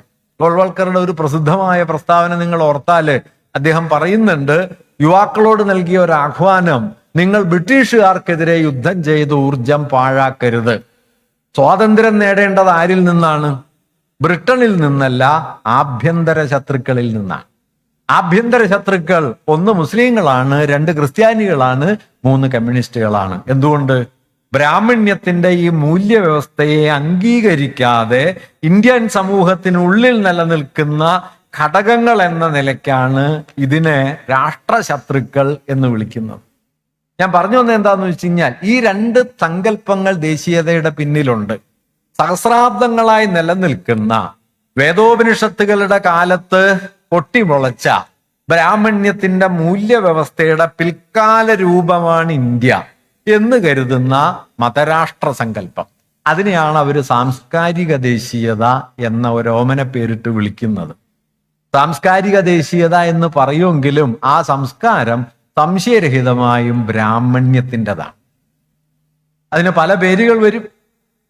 ചിലപ്പോൾ സനാതനധർമ്മം എന്ന് വരും, ചിലപ്പോൾ ബ്രാഹ്മണ്യം എന്ന് വരും, ചിലപ്പോൾ ആർഷഭാരതം എന്ന് വരും, ഭാരതീയ സംസ്കാരം എന്ന് വരും. അങ്ങനെ പല പേരുകളിൽ വരും എന്നല്ലാതെ അടിസ്ഥാനപരമായ അതിൽ വ്യത്യാസമൊന്നുമില്ല. ഈ ബ്രാഹ്മണ്യത്തിന്റെ ഈ ദേശീയതാ ഭാവനയോട് ഇടഞ്ഞ് കർഷകരുടെയും തൊഴിലാളികളുടെയും യുവാക്കളുടെയും ഗ്രാമീണരുടെയും യുവാക്കളുടെയും ഒക്കെ പുതിയ ഒരു രാഷ്ട്രീയ ഏജൻസിയെ കേന്ദ്രത്തിലേക്ക് കൊണ്ടുവന്ന് മതനിരപേക്ഷമായ ജാത്യാതീതമായ ഒരു ജനകീയ ദേശീയ ഭാവനയെ ഇന്ത്യൻ ദേശീയ പ്രസ്ഥാനം 1920-കൾ മുതൽ 45 വരെയൊക്കെയുള്ള ഒരു 1/4 നൂറ്റാണ്ട് കൊണ്ട് കെട്ടിപ്പടുക്കുകയുണ്ടായി. ഈ ദേശീയ ഭാവനയാണ് നമ്മുടെ ഭരണഘടനയിലേക്ക് കടന്നു കയറിയത്. നമ്മുടെ ഭരണഘടനയുടെ ആധാരമായി തീർന്നത് തിലകനെല്ലാം നേതൃത്വം നൽകിയ മതാത്മക ദേശീയതയല്ല, 20-കൾക്ക് ശേഷം വികസിച്ചു വന്ന മതനിരപേക്ഷമായ ദേശീയ ഭാവനയാണ് എന്ന് പറയാം. അതുകൊണ്ടാണ് സെക്യുലറിസം നമ്മുടെ ഒരു അടിസ്ഥാന യുക്തിയായത്. അതുകൊണ്ടാണ് ജനാധിപത്യം നമ്മുടെ ഒരു അടിസ്ഥാന യുക്തിയായത്. സാമൂഹിക നീതി നമ്മുടെ ഒരു അടിസ്ഥാന യുക്തിയായി മാറിയത്. അതുകൊണ്ട് ഇന്ത്യൻ ദേശീയതയെക്കുറിച്ചുള്ള ഈ ദേശീയതാ സങ്കല്പത്തിന്റെ അവസാനത്തെ ശൈഥില്യത്തിന്റെ ഘട്ടമായിട്ടാണ് AR ദേശായി 45 മുതലുള്ള നിരാഷ്ട്രവാദത്തെയും ഇന്ത്യ പാകിസ്ഥാൻ വിഭജനത്തെയും ഗാന്ധിയുടെ വധത്തെയും ഒക്കെ കാണുന്നത്. അതിന്റെ വിശദാംശങ്ങൾ ഞാനിപ്പോൾ പറയുന്നു. അപ്പൊ ഇങ്ങനെ ഒറ്റ വഴിക്ക് വികസിച്ചു വന്ന ഒന്നല്ല ഇന്ത്യയുടെ ദേശീയ ഭാവനയെന്നും, ദേശീയതാ സങ്കല്പത്തിന്റെ പിന്നിൽ മതരാഷ്ട്രപരമായൊരു യുക്തി സാംസ്കാരിക ദേശീയത എന്ന പദാവലിക്ക് പിന്നിൽ മറച്ചിരുന്നു എന്നും, അതിനെതിരെ മതനിരപേക്ഷ ജനാധിപത്യ ജനകീയ ദേശീയത, സെക്യുലർ പോപ്പുലർ നാഷണലിസം, മതനിരപേക്ഷമായ കീഴ്ത്തട്ടിലെ ജനങ്ങളെ ആഴത്തിൽ സ്വാധീനിച്ച ജനകീയമായൊരു ദേശീയതാ സങ്കല്പം, ഇവ തമ്മിലുള്ള കോൺഫ്ലിക്റ്റ് ഇന്ത്യൻ ദേശീയതയ്ക്കുള്ളിൽ എപ്പോഴും ഉണ്ടായിരുന്നു. ഇവിടെ ഞാൻ ഒരു കാര്യം കൂടി പറയാം. ഇത് ഇന്നത്തെ കാലത്ത് മനസ്സിലാക്കാൻ കൂടുതൽ ആവശ്യമുള്ള ഒരു കാര്യം കൂടി ഇവിടെ ശ്രദ്ധിക്കണം. ബോധവും ജീവിത മൂല്യങ്ങളും ഒക്കെ ദേശീയ മൂല്യങ്ങളായി മാറിയില്ല. ഇന്ത്യൻ ദേശീയതയുടെ അകത്ത് ഇന്നുള്ള ഏറ്റവും വലിയ വിച്ഛേദം എന്താന്ന് വെച്ചാൽ, പൊളിറ്റിക്കലി ഇൻക്ലൂസീവ് ആയിരുന്നപ്പോഴും കൾച്ചറലി അത് ഇൻക്ലൂസീവ് ആയിരുന്നില്ല. ഞാൻ മനസ്സിലാവാൻ ലളിതമായൊരു ഉദാഹരണം പറയാം. ഇപ്പൊ സോപാന സംഗീതം എന്ന് പറയുന്നത് കേരള സംഗീതമാണ് എന്ന് പലപ്പോഴും പറയും. സോപാന സംഗീതം എന്ന് പറയുന്നത് ക്ഷേത്രത്തിൽ ഈ സോപാന പടവിൽ നിന്ന് പാടുന്ന കുട്ടിപ്പാടി സേവ എന്നൊക്കെ പറയുന്ന സമ്പ്രദായത്തിന് പാടുന്ന പാട്ടാണ് സോപാന സംഗീതം. അതിനെ കേരള സംഗീതം എന്നും വിളിക്കും. സോപാന സംഗീതം കേൾക്കുകയും ആസ്വദിക്കുകയും ചെയ്തവനേക്കാൾ ആയിരക്കണക്കിന് മടങ്ങ് ആളുകൾ മാപ്പിളപ്പാട്ട് കേട്ടു. മാപ്പിളപ്പാട്ടിനെ പക്ഷെ നിങ്ങൾ കേരള സംഗീതം എന്ന് വിളിക്കില്ല. കൂടിയാട്ടം കേരളീയ കലയാണ്. തെയ്യം പക്ഷെ കേരളീയ കലയല്ല. തെയ്യം വടക്കേ മലബാറിന്റെ ഏർപ്പാടാണ്. എത്രയെങ്കിലും ഉദാഹരണം പറയാം. കേരളത്തിലെ ചുമർ ചിത്രം എന്ന് പറഞ്ഞാൽ അമ്പല ചുമരിൽ വരച്ച ചിത്രമാണ്. കേരളത്തിലെ പള്ളി ചുമരങ്ങളിൽ റത്താഴ ചിത്രങ്ങൾ മുതൽ ധാരാളം ചുമർ ചിത്രങ്ങൾ കേരളത്തിലെ ക്രൈസ്തവ ദേവാലയങ്ങളിലുണ്ട്. ചുമർ ചിത്രം എന്ന ചർച്ചയിൽ നിങ്ങൾ ഒരിക്കലും ഈ പള്ളി ചിത്രങ്ങൾ കാണൂല. ലളിതമായി പറഞ്ഞാൽ ദേശീയതയുടെ സാംസ്കാരിക മൂലധനമായത് മിക്കവാറും ബ്രാഹ്മണ്യത്തിന്റെ ആശയമുണ്ട്. ഇന്ത്യൻ ദേശീയതയുടെ സാംസ്കാരിക സ്വരൂപം 3 തരത്തിലുള്ള ഒഴിച്ചു നിർത്തലുകളിലൂടെയാണ് വികസിച്ചു വന്നത് എന്ന് അമർത്യ സെൻ പറയുന്നുണ്ട്. 3 types of exclusion. 3 തരം ഒഴിവാക്കലുകൾ ഉണ്ടായി. ഏതൊക്കെ? ഒന്ന്, ബ്രാഹ്മണേതരമായ മതപാരമ്പര്യങ്ങളെ ഒഴിവാക്കി. അപ്പൊ ഞാനീ പറഞ്ഞ മാപ്പിളപ്പാട്ട് കേരളീയ സംഗീതമാകാത്തതുപോലെ, അല്ലെങ്കിൽ ഇപ്പോ മധ്യകാലത്തെ മുഗൾ ഭരണം, മുഗൾ വാസ്തുശില്പം, അതുണ്ടാക്കിയ വലിയ പാരമ്പര്യങ്ങൾ ഒക്കെ അധിനിവേശമാണ് എന്ന് പറയുന്നത് പോലെ, അക്ബറുടെ പേര് മാറ്റി ഏതെങ്കിലും കോമാളിയുടെ പേര് പഞ്ചായത്തിനിടുന്നത് പോലെ,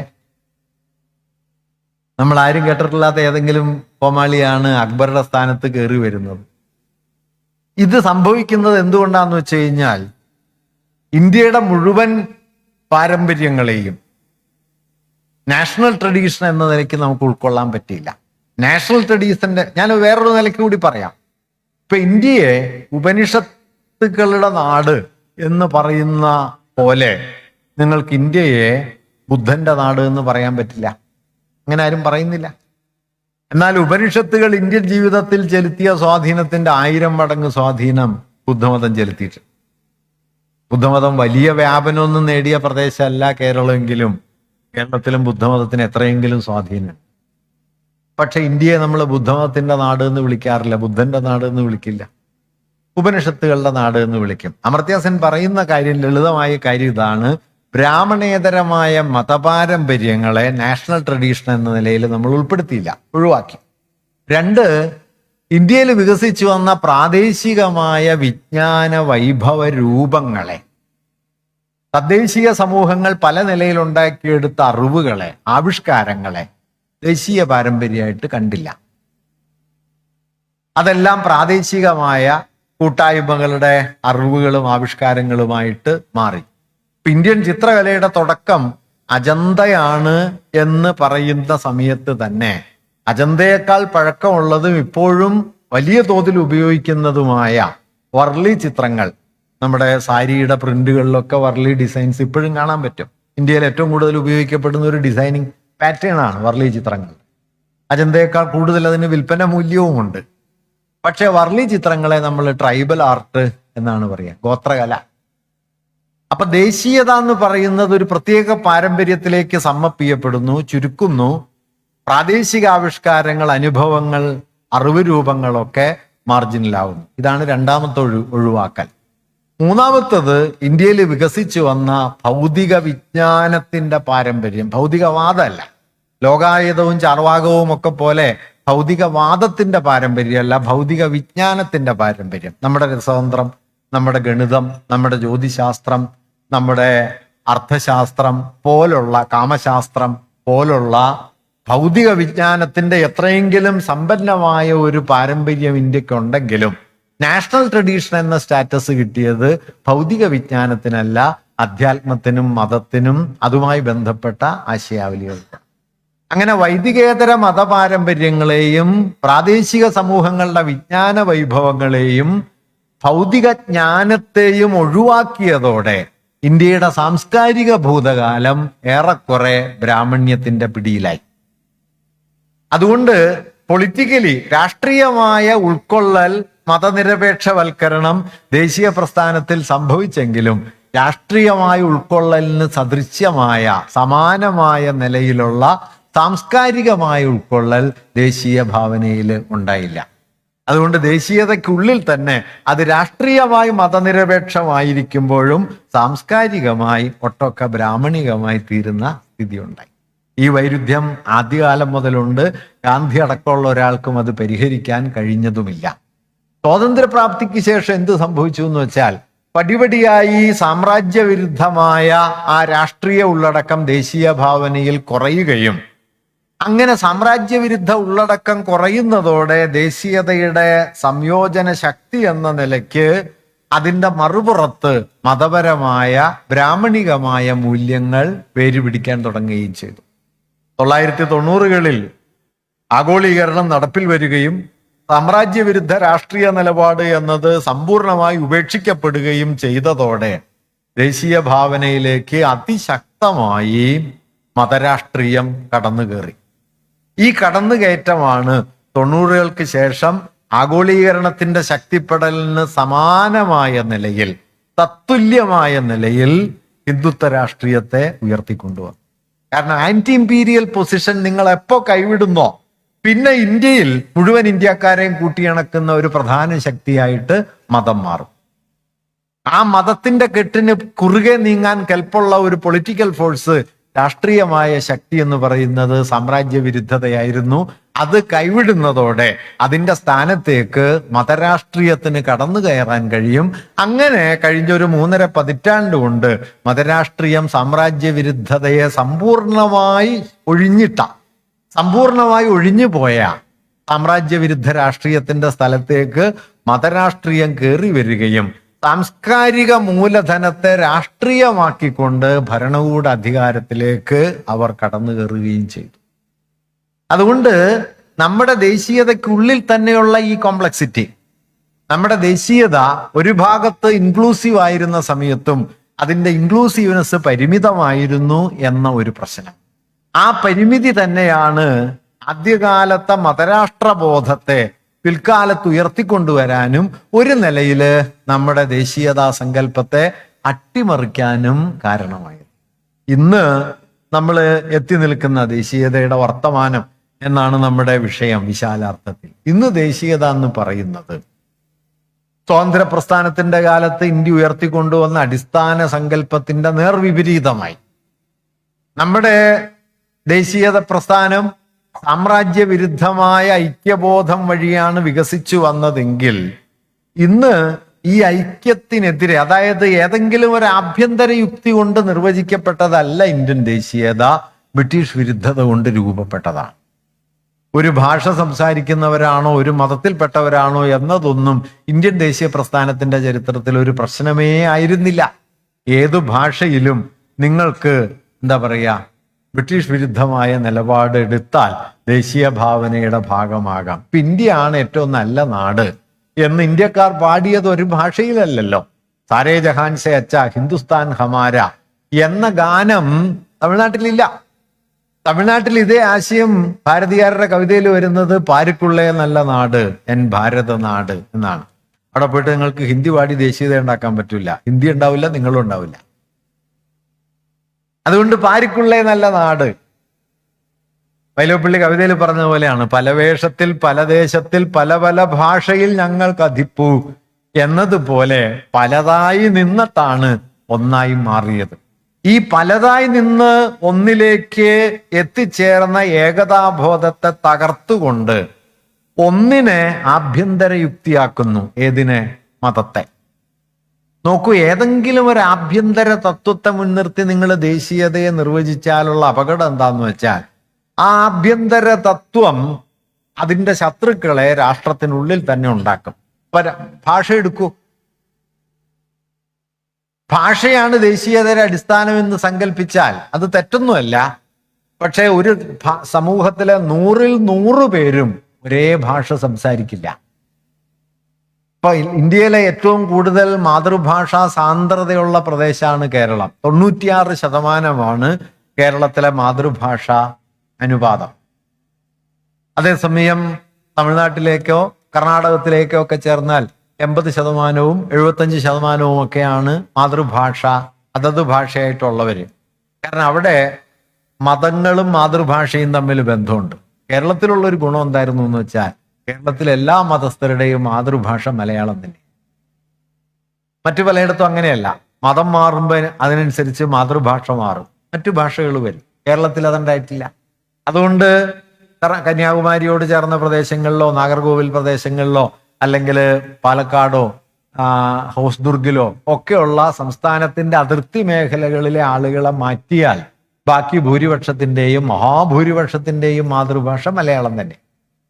പക്ഷെ 96% മാതൃഭാഷയും മലയാളമാണ് എന്ന് പറയുമ്പോഴും നിങ്ങൾ ഓർക്കേണ്ടത് 4% അല്ല.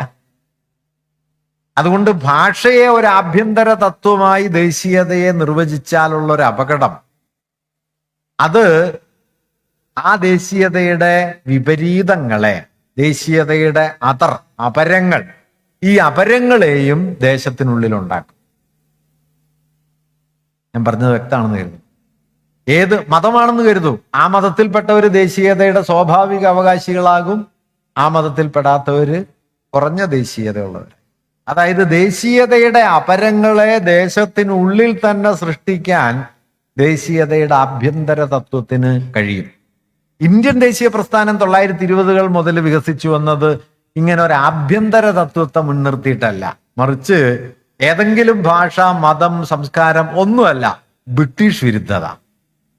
ബ്രിട്ടനെതിരെ സമരം ചെയ്യുന്നത് വഴി രൂപപ്പെടുന്ന ഐക്യത്തിന്റെ പേരാണ് ഭാരതീയത.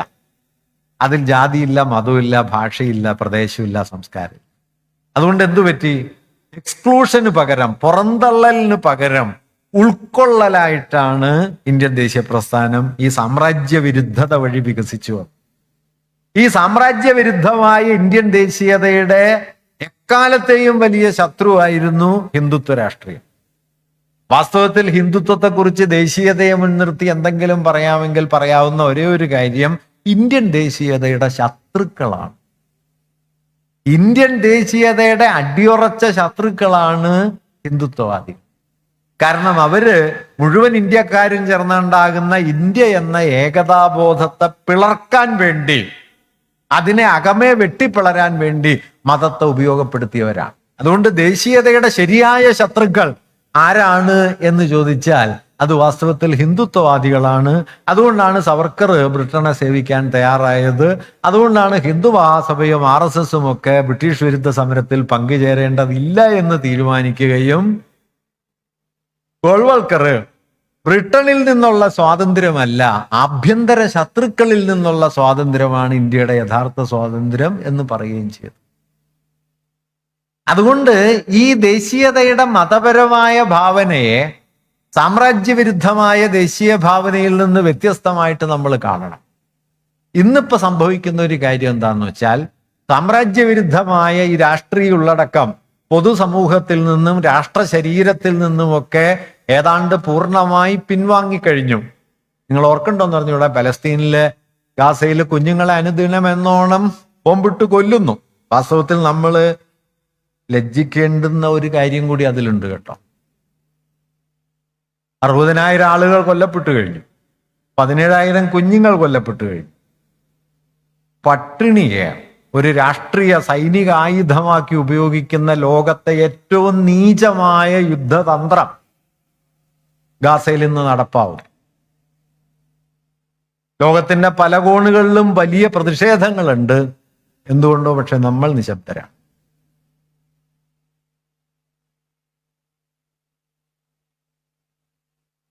ഇന്ത്യയും പാകിസ്ഥാനും തമ്മിൽ യുദ്ധം ഉണ്ടാകും എന്ന് തോന്നിയ സമയത്ത് ആളുകൾ അത്യന്തം ആവേശഭരിതരായിരുന്നു. യുദ്ധം ശരിയല്ല എന്ന് പറഞ്ഞവരെ വൻതോതിലാ ചീത്ത വിളിച്ചത്. യുദ്ധവെറി എന്നത് ദേശീയത ഉണ്ടാക്കുന്ന ആദ്യത്തെ ഭ്രാന്താണ്. ദേശീയത ഉണ്ടാക്കുന്ന ആദ്യത്തെ ഭ്രാന്ത് എന്ന് പറയുന്നത് യുദ്ധവെറിയാണ്. അപ്പുറത്തൊരു ശത്രുവുണ്ട്, അവനെ ഇല്ലാണ്ടാക്കണം എന്ന്. ആ യുദ്ധവെറി ഇന്ത്യയിലെമ്പാടും പടർന്നത് നമുക്ക് മനസ്സിലാവും. കേരളത്തിലും പക്ഷെ പടർന്നു. മുമ്പൊക്കെ ഏത് യുദ്ധം ഉണ്ടാവുമ്പോ, എനിക്കിപ്പോൾ 57 വയസ്സായി, ഞങ്ങളൊക്കെ ഏതാണ്ട് സമപ്രായക്കാരാണ്. പല യുദ്ധങ്ങളിലെ അന്തരീക്ഷം ഞങ്ങളുടെ ജീവിതകാലത്ത് കടന്നു വന്നിട്ടുണ്ട്. ഏത് യുദ്ധം വരുമ്പോഴും സമാധാനം എന്ന് ഉറക്കെ പറയുന്ന ഒരു ശബ്ദം ഇവിടെ പ്രബലമായിരുന്നു. ഇത്തവണ പക്ഷെ അത് വളരെ ക്ഷീണിതായിരുന്നു. ക്ഷീണിച്ച ശബ്ദത്തിൽ പറഞ്ഞവരെ ബാക്കി എല്ലാവരും കൂടി ചീത്ത പറഞ്ഞ് ഒരു പരുവത്തിലാക്കുകയും ചെയ്തു. അതിന്റെ അർത്ഥം എന്താണെന്നറിയോ? വലതുപക്ഷത്തിന്റെ വെറിയും വലതുപക്ഷത്തിന്റെ രാഷ്ട്രീയ യുക്തിയും നമ്മുടെ സാമൂഹ്യ ബോധത്തെ നിയന്ത്രിക്കാൻ തുടങ്ങി എന്നതാണ് യുദ്ധവെറിയുടെ ഒന്നാമത്തെ അർത്ഥം. അതിതീവ്രമായ ദേശീയ ബോധം എന്ന് പറയുന്നത് ഫാഷിസത്തിന്റെ ആദ്യത്തെ ചുവടാണ്. ഞാൻ ടാഗോറിന്റെ ഒരു വാക്യം പറയാം. Nationalism is a menace. ദേശീയത എന്ന് പറയുന്നത് ഒരു ശല്യം. It is the particular thing which lies under all the problems of India. India നേരിടുന്ന എല്ലാ പ്രശ്നങ്ങളുടെയും അടിവേര് ദേശീയതയാണ്. ഹിന്ദുത്വം ഒന്നും ഉണ്ടാവണേക്ക് മുമ്പ് ടാഗോർ ഇത് പറയുന്നുണ്ട്. രാജ്യസ്നേഹത്തെക്കുറിച്ച് ടാഗോർ പറഞ്ഞൊരു മനോഹരമായ വാക്യമുണ്ട്. Patriotism is not my spiritual shelter. രാജ്യസ്നേഹം എൻ്റെ ആത്മീയ അഭയമല്ല. My refuge is humanity. എൻ്റെ അഭയം മനുഷ്യവംശമാണ്. I will not allow patriotism to triumph over humanity as long as I live. ജീവിച്ചിരിക്കുന്നിടത്തോളം കാലം മനുഷ്യവംശത്തിനു മുകളിൽ രാജ്യസ്നേഹത്തിന്റെ പതാക ഉയർന്നു പാറാൻ ഞാൻ അനുവദിക്കില്ല. I will not buy glasses for the price of diamond. രത്നത്തിന്റെ വില കൊടുത്ത് ഞാൻ കുപ്പിച്ചില്ലു വാങ്ങില്ല. നമ്മൾ പക്ഷെ വാങ്ങും. ആ വാങ്ങാൻ മനുഷ്യവംശത്തെക്കാളും വലുതൊന്നുമല്ല ഒരു ദേശീയതയും. കാരണം ദേശീയത എന്നൊക്കെ നമ്മൾ ഈ പറയുന്ന അതിർത്തികളുണ്ടല്ലോ, കാലത്തിന്റെ ഓരോ പടവുകളിലുണ്ടായി മാറിക്കൊണ്ടിരിക്കുന്നതാണ്.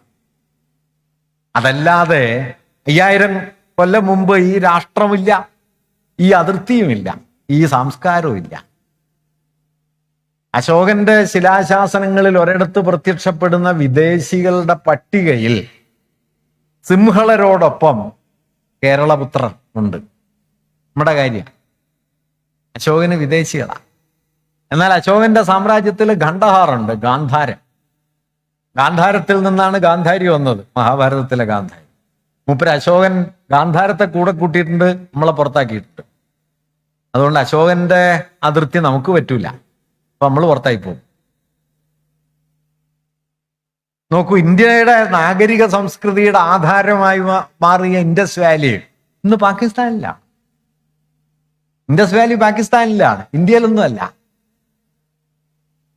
നിങ്ങൾ ശ്രദ്ധിച്ചിട്ടുണ്ടോ എന്ന് അറിഞ്ഞൂടാ, ഇന്ത്യയിൽ ഇല്ലാത്തൊരു സ്ഥലത്തിന്റെ പേര് ഇന്ത്യയുടെ ദേശീയ ഗാനത്തിലുണ്ട്, സിന്ധ്. ഇന്ത്യയുടെ ദേശീയ ഗാനത്തിന് ഒരു കൗതുകമുള്ള എന്താന്ന് വെച്ച് കഴിഞ്ഞാൽ, ദേശീയത എന്ന ആശയത്തിന്റെ ഏറ്റവും വലിയ എതിരാളിയായിരുന്നു ടാഗോർ. മൂപ്പരെ നമ്മൾ ദേശീയ മഹാകവിയാക്കി. ഒരു രാജ്യത്തിന്റെ അല്ല, മൂപ്പരുടെ ഒരു ഗതികേടെന്ന് വെച്ചാൽ 3 രാജ്യത്തിന്റെ ദേശീയ ഗാനങ്ങൾ ടാഗോറിന്റെ വകയാണ്. ഇന്ത്യയുടെ ആണ്, ബംഗ്ലാദേശിന്റെ ആണ്, ശ്രീലങ്കയുടെ ദേശീയ ഗാനവും ടാഗോറിന്റെ ഒരു ഗാനത്തിന്റെ തുടർച്ചയാണ്. മൂപ്പരാണെങ്കിൽ ദേശീയതയ്ക്ക് എതിരായിരുന്നു.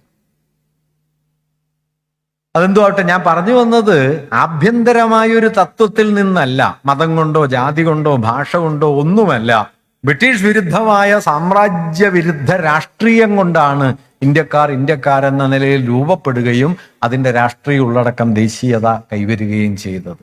കഴിഞ്ഞ 3 പതിറ്റാണ്ട് കൊണ്ട് ഈ സാമ്രാജ്യ വിരുദ്ധ രാഷ്ട്രീയത്തെ പൂർണ്ണമായി കൈയൊഴിഞ്ഞു. ഇസ്രായേൽ എന്ന രാജ്യം രൂപപ്പെടാൻ തുടങ്ങുന്ന കാലത്ത് ഗാന്ധി ജീവിക്കുന്നുണ്ട്. ഗാന്ധി പറഞ്ഞു, മതത്തിന്റെ പേരിൽ ഒരു രാഷ്ട്രം ഉണ്ടായിക്കൂടാ. ഇസ്രായേൽ എന്ന രാഷ്ട്രത്തെ ആദ്യം എതിർത്ത ആളുകളിൽ ഒരാളുടെ പേര് മഹാത്മാഗാന്ധി എന്നാണ്. ഇന്നാരെങ്കിലും ഓർക്കണ്ടോന്നാണ്. ഗാന്ധി പറഞ്ഞു, ഇന്ത്യയിൽ ഹിന്ദുക്കളും മുസ്ലിങ്ങളും എങ്ങനെയാണോ ഒരുമിച്ച് കഴിയുന്നത്, അതുപോലെ പലസ്തീനിൽ യഹൂദരും മുസ്ലിങ്ങളും ഒരുമിച്ച് കഴിയുകയാണ് വേണ്ടത്. മതത്തിന്റെ പേരിൽ ഒരു രാഷ്ട്രം ഉണ്ടായിക്കൂടാ. സ്വതന്ത്ര ഇന്ത്യയുടെ ആദ്യത്തെ ഒരു 4 പതിറ്റാണ്ട് കാലം നമ്മൾ പലസ്തീനൊപ്പമായിരുന്നു. 90കൾ മുതൽ കുറച്ചു കാലം നമ്മൾ നിഷ്പക്ഷ നിലപാടെടുക്കാൻ തുടങ്ങി. നിഷ്പക്ഷത എന്ന് പറയുന്നത് ഒരു പക്ഷത്തിന്റെ പേരാണെന്ന് ഞാൻ പറയണ്ടല്ലോ. കഴിഞ്ഞ ഒരു 15 കൊല്ലമായിട്ട് 20 കൊല്ലമായിട്ട് നമ്മൾ ഇസ്രായേലിനോടൊപ്പമാണ്. ഇസ്രായേൽ എന്ന രാജ്യം ഉണ്ടാകുന്നത് ശരിയല്ല എന്ന് പറഞ്ഞ രാഷ്ട്രപിതാവുള്ള ഈ രാജ്യമാണ് ഇന്ന് ലോകത്ത് ഇസ്രായേലുമായുള്ള ആയുധ കച്ചവടത്തിലെ 1-ാം സ്ഥാനത്തുള്ളത്. ലോകത്ത് ഏറ്റവും കൂടുതൽ ആയുധ കച്ചവടം നടത്തുന്നത് ഇസ്രായേൽ നടത്തുന്നത് ഇന്ത്യയാണ്. ആ നിലയിലെത്തി. ഐക്യരാഷ്ട്രസഭയിലെല്ലാം നമ്മൾ ഇസ്രായേലിന്റെ ഒരു വിശ്വസ്ത പങ്കാളിയുടെ പദവിയിലെത്തി. അങ്ങനെ ഇന്ത്യൻ ദേശീയതയെ, ആധുനിക ഇന്ത്യയെ രൂപപ്പെടുത്തിയ അടിസ്ഥാന രാഷ്ട്രീയം സാമ്രാജ്യ വിരുദ്ധത എന്നത് നമ്മുടെ രാഷ്ട്ര ശരീരത്തിൽ നിന്ന് പിൻവാങ്ങിയതിന്റെ മറുപുറത്ത് അതേ അളവിൽ, അതേ ശക്തിയിൽ വർഗീയ രാഷ്ട്രീയം ഇന്ത്യയെ വിഴുങ്ങാൻ തുടങ്ങുകയും ചെയ്തു. അങ്ങനെ 90കളിൽ ആരംഭിക്കുന്ന ആ പ്രക്രിയ ഇന്ന് അതിൻ്റെ ഉച്ചസ്ഥാനത്ത് എത്തിയത് നമുക്ക് കാണാൻ കഴിയും. അല്ലാതെ ദേശീയത എന്ന് പറയുന്നത് ദേശീയതയോട് മാത്രം ബന്ധപ്പെട്ട ഒരു കാര്യമാണെന്നോ, സാമൂഹ്യവും രാഷ്ട്രീയവും സാമ്പത്തികവും ഒക്കെ ആയ ഘടകങ്ങളോട് അതിന് ബന്ധമൊന്നുമില്ല എന്നോ നമ്മൾ ധരിക്കരുത്. പരസ്പര ബന്ധിതാണ്. അതുകൊണ്ട് ഇന്ന് നമ്മുടെ ദേശീയതയുടെ വർത്തമാനം എന്ന് പറയുന്നത് അത് അടിസ്ഥാനപരമായി ഫാഷിസത്തിലേക്ക് ചുവടുവെക്കാൻ തയ്യാറായി നിൽക്കുന്ന അതിതീവ്രമായ ദേശീയതാ ബോധവും ആ ദേശീയതാ സങ്കല്പത്തെ മതത്തോട് കൂട്ടിക്കെട്ടിക്കൊണ്ട് ഭിന്നമായ മതപാരമ്പര്യങ്ങൾ, സാംസ്കാരിക വീക്ഷണങ്ങൾ, ജീവിതാവിഷ്കാരങ്ങളൊക്കെ രാഷ്ട്രശത്രുതയാണ് എന്ന് സ്ഥാപിച്ചെടുക്കുന്ന ഒന്നായി അത് മാറി. അതുകൊണ്ട് ഒരു യുദ്ധം വരുമ്പോൾ എല്ലാവരും ഉത്സാഹത്തിമിർപ്പിൽ ഏർപ്പെടുകയും നമ്മുടെ ഒരു ഉത്സവം കാണുന്ന ആഘോഷത്തോടെ യുദ്ധത്തെ ആഘോഷിക്കാനുള്ള ഒരു മാനസിക സജ്ജീകരണം ജനങ്ങൾക്കിടയിൽ വികസിച്ചു വരികയും ചെയ്തു. അങ്ങനെ ദേശീയത എന്നത് അപരവിദ്വേഷമായി വലിയ തോതിൽ രൂപാന്തരപ്പെട്ട് കഴിഞ്ഞൊരു കാലത്താണ് നമ്മൾ നിലനിൽക്കുന്നത്. ഇന്ത്യൻ ദേശീയത ഈ അപരവിദ്വേഷത്തിൽ നിന്നല്ല ഉണ്ടായത്, മറിച്ച് അപരോന്മുഖതയിൽ നിന്നാണ്. എല്ലാവരും ഒരുമിച്ച് ചേർന്ന് സാമ്രാജ്യത്വ രാഷ്ട്രീയത്തിനെതിരെ നിന്ന ഒരു നിലപാടാണ് ഇന്ത്യൻ ദേശീയതയുടെ രൂപീകരണ ബലമായി തീർന്നത്. ഒപ്പം തന്നെ യൂറോപ്യൻ ദേശരാഷ്ട്രങ്ങൾ 19-ാം നൂറ്റാണ്ടിൽ യൂറോപ്പിൽ തമ്മിൽ സഹകരിക്കുകയും യൂറോപ്പിന് പുറത്ത് കോളനികൾ വെട്ടിപ്പിടിക്കാൻ വേണ്ടി അന്യോന്യം യുദ്ധം ചെയ്യുകയുമാണ് ചെയ്തതെങ്കിൽ, ഇംഗ്ലണ്ടും ഫ്രാൻസും യൂറോപ്പിൽ സഹകരിച്ച സമയത്ത് യൂറോപ്പിന് പുറത്ത് കോളനികൾ വെട്ടിപ്പിടിക്കാൻ വേണ്ടി പരസ്പരം യുദ്ധം ചെയ്തുകൊണ്ടിരുന്നു. അങ്ങനെ വെസ്റ്റ്ഫാലിയൻ ഉടമ്പടിക്ക് ശേഷം യൂറോപ്പിൽ ദേശരാഷ്ട്രങ്ങൾ തമ്മിൽ സഹകരിക്കുമ്പോഴും സ്വയം സാമ്രാജ്യ ശക്തികളായി മാറാൻ അവ കോളനി രാജ്യങ്ങൾ ഉണ്ടാക്കാൻ യുദ്ധം ചെയ്തുകൊണ്ടിരുന്നു. ഇന്ത്യൻ ദേശീയ പ്രസ്ഥാനത്തിന്റെ വീക്ഷണഗതി അതായിരുന്നില്ല. ലോകത്തെവിടെയൊക്കെയാണോ കോളനി വിരുദ്ധ സമരങ്ങൾ നടക്കുന്നത് അതിനോടെല്ലാം ഐക്യപ്പെട്ടുകൊണ്ട് സാഹോദര്യ ഭാവന പുലർത്തിക്കൊണ്ടാണ് ഇന്ത്യൻ ദേശീയ പ്രസ്ഥാനം നിലനിന്നത്. ലളിതമായി പറഞ്ഞാൽ യൂറോപ്യൻ നാഷണലിസം എക്സ്ക്ലൂസീവ് പ്രിൻസിപ്പിൾസിലായിരുന്നുവെങ്കിൽ ഇന്ത്യൻ നാഷണലിസം ആന്റി ഇമ്പീരിയൽ ഇൻക്ലൂസിവിറ്റിയിലായിരുന്നു. യൂറോപ്യൻ നാഷണൽ സ്റ്റേറ്റ്സ് പൊതുവിൽ ഇമ്പീരിയലിസ്റ്റിക്കായി മാറാനാണ് ശ്രമിച്ചതെങ്കിൽ നമ്മുടെ ദേശീയ പ്രസ്ഥാനം സാമ്രാജ്യ വിരുദ്ധമായി കോളനി വിരുദ്ധ സമരങ്ങളോട് സാഹോദര്യ ഭാവം പുലർത്താനാണ് ശ്രമിച്ചത്. അതുകൊണ്ട് ആഫ്രിക്കയിലോ ലാറ്റിൻ അമേരിക്കയിലോ ലോകത്തിന്റെ ഏതു കോണിലോ നടക്കുന്ന സ്വാതന്ത്ര്യ സമരത്തോട് നമ്മൾ ഐക്യപ്പെട്ടു. സ്പാനിഷ് സിവിൽ വാർ നടക്കുന്ന സമയത്ത് അതിനെ പിന്തുണയ്ക്കാനുണ്ടായ ഇന്റർനാഷണൽ ബ്രിഗേഡിന്റെ ഇന്ത്യയിലെ ഏറ്റവും വലിയ നേതാവായി മാറിയ ഒരാള് പണ്ഡിറ്റ് നെഹ്റുവാണ്. അങ്ങനെ സാർവദേശീയമായ സാഹോദര്യ ബോധമാണ്, അല്ലാതെ ഇന്ത്യ ലോകത്തെ കീഴടക്കുക എന്നതല്ല. അങ്ങനെ സാഹോദര്യത്തിന്റെ, ഉൾക്കൊള്ളലിന്റെ, സമത്വവാഞ്ചയുടെ, മതനിരപേക്ഷതയുടെ ഉള്ളടക്കത്തിൽ വികസിച്ചു വന്ന ഒരു ദേശീയതാ സങ്കല്പം 20കൾ മുതൽ 40കളുടെ പകുതി വരെ ഇന്ത്യയിൽ ഉണ്ടായിരുന്നു.